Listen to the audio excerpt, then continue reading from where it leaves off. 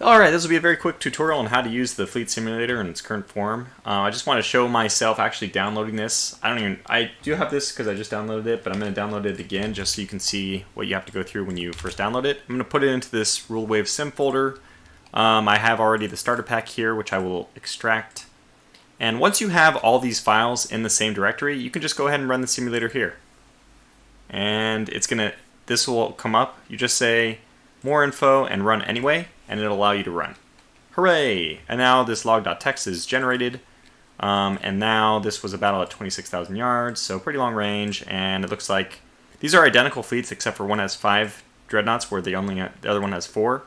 And what this resulted in this case was that 1 light cruiser and 2 extra destroyers, or 2 destroyers, were sunk from the weaker fleet, and no ships were destroyed, at least in Fleet 1, although we see some of the dreadnoughts, actually, one of the dreadnoughts got pretty low on health, 22%, which was kind of mirrored in the other one. Anyway, so you can keep running this, we can do it again, and another log.txt file will be generated. This one's at 14,000 yards, and because it's a little bit closer, maybe we had more action.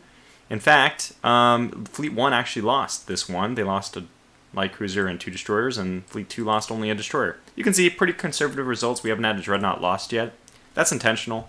Now, what happens if you want to add your own files, right? We go to the save game directory in the Rule the Waves folder. Just grab anything here. In fact, I just want something which is a dreadnought, but I don't know which one will be a dreadnought. Baltimore, Breslau, maybe.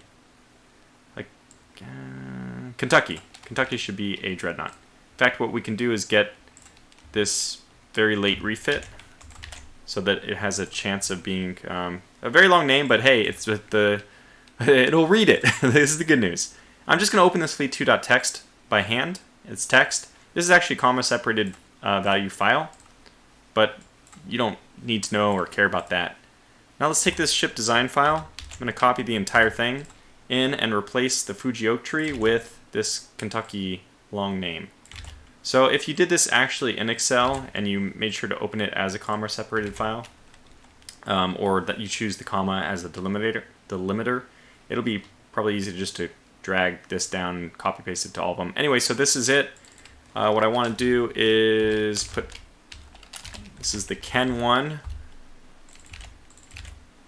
So, whoops. There. So now this Fleet 2 should have the Kentucky loading instead of the other one. Let's run the combat sim. We open up our log. We see that Fleet 2 now has the Kentuckys loading, and they are only 22,000 tons, which makes sense. There were so many refits, they probably were like a first-tier dreadnought. So we expect that this fleet will probably just retreat right away. It's 4 weak dreadnoughts versus 5 very, very strong ones. And yeah, they do. They try to retreat right away. The distance of this was 26,000, so all the ships survived, but there was some that took some damage, at least from Fleet 2. Fleet 1 was completely intact, but Fleet 2 did take some damage. Anyway, hopefully that shows you how to deal with adding your own fleet files and hopefully how to run the simulator to begin with. So thanks for watching, and I hope that I'll get some feedback on the simulator. Let me know what your thoughts are.